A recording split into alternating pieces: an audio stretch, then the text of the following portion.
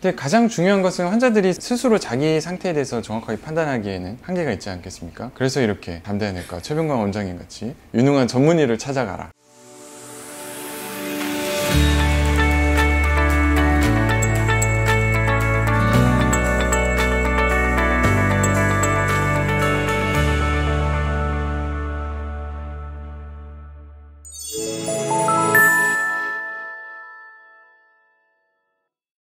원장님, 지난 시간에 담석증 증상이 있으면 수술을 해야 된다고 말씀하셨던 것 같은데 반드시 해야 됩니까? 우선은 뭐 아프니까 해야죠, 당연히. 담도 산통, 제가 전형적인 통증이라고 했는데 그게 있으면 무지하게 아픕니다. 또 어떤 분들은 나는 죽어도 수술이 싫어, 나 어떻게든 참아봐야지. 죽어도 수술이 싫다가 진짜 죽을 수도 있지 않습니까? 아, 그러죠. 담도 산통이라는 증상이 발생하면 합병증이 생길 확률이 점점 높아져요. 합병증의 가장 중요한 두 가지가, 첫 번째는 급성 담낭염, 쓸개가 급성으로 염증이 온다는 뜻이죠. 또 하나는 담도 결석, 쓸개에 있던 돌이 옆에 담도로 흘러내려가는 거예요. 그런 합병증들이 생길 확률이 아주 높아지기 때문에 증상이 있는 경우는 꼭 수술하는 것이 좋습니다. 방금 급성 담낭염 그리고 담도 결석, 합병증 이야기를 해주셨는데 예전에 응급실에서 근무할 때 보면 굉장히 응급하게 다루는 질환 아닙니까? 위험하기도 하고. 그러죠.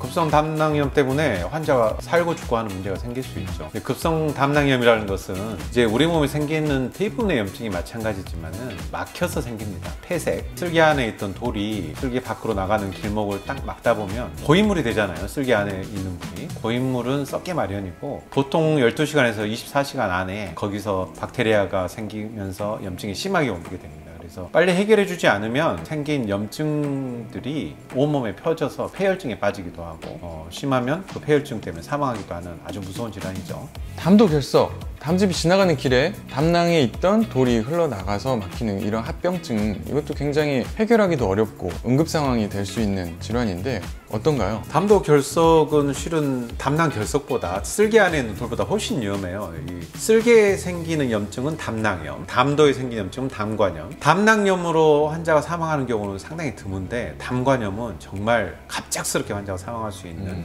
아주 위험하죠. 왜 그러냐면 그 염증이 간으로까지 다 퍼지고 금방 몸으로 폐혈증으로 빠지기 때문에 아주 위험합니다. 그래서 담관염이 의심이 되면 바로 항생제를 써주고 수액 처치를 해주고, 할 수 있으면 최대한 빨리 돌을 빼줘야 되는데 예전에는 수술로 했지만 지금은 ERCP라고 특수한 내시경을 통해서 돌을 빼낼 수 있으니까 예전보다 많이 간단해졌습니다. 대신에 이제 이 담도 결석이 대부분 담도에서 직접 생기는 경우도 있지만 대부분은 쓸개에 있는 돌이 흘러나오니까 쓸개가 담낭에가 돌이 있을 때 이걸 빨리 해결해 줘야지 담도 결석 같은 합병증을 예방할 수 있는 거죠. 담석증에 증상이 없는, 아프지도 않고 검진에서 우연히 발견된 경우에는 이런 경우는 어떻게 해야 되나요? 우연히 돌이 발견되신 분들에서 증상도 없고 전혀 쓸개에 변형도 없고 벽이 두꺼워지거나 이런 것이 없으면 실은 그냥 가지고 사시라고 합니다. 평생 사시는 동안 별 문제 없이 살 확률이 50%가 넘어요. 환자분들이 또 궁금해 하시는 게 담석증, 암과 관련이 있나요?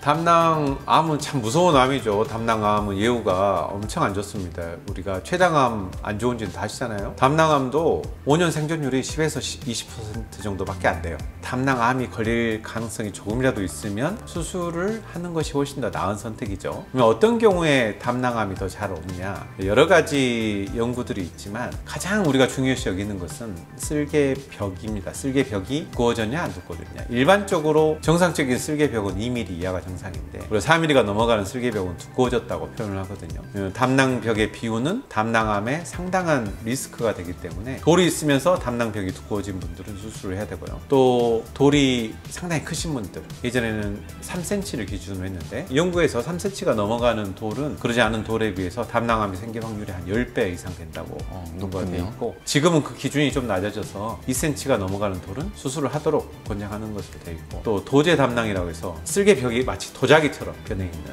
이런 담낭도 있어요. 그것은 암이 생길 확률이 거의 50% 육박한다고 되어 있으니까 무조건 수술해 줘야 됩니다. 또 방금 말씀하셨던 돌과 용종이 같이 있는 경우에도 암이 발생할 확률이 좀 높아진다고 되어 있어서 그런 경우도 수술을 해야 되고요. 아무튼 쓸개 담석이 발견됐는데 증상이 없다, 그런 경우에 무조건 놔두는 게 능사는 아니고 이 쓸개를 꼭 수술해야 되는 상황인지 어떤지는 한번 초음파 같은 검사를 통해서 다시 한번 확인해 보는 게 좋죠. 자세히 설명을 해주셨는데 증상이 있는 담석증 또 증상이 없는 담석증에서 조금 기다려보거나 지켜볼 수 있는 경우 또는 반드시 수술해야 되는 경우 다양한 경우들을 설명을 해주셨어요. 근데 가장 중요한 것은 환자들이 스스로 자기 상태에 대해서 정확하게 판단하기에는 한계가 있지 않겠습니까? 그래서 이렇게 담대한내과 최병관 원장님 같이 유능한 전문의를 찾아가라, 이 말씀으로 오늘 시간을 마치도록 하겠습니다.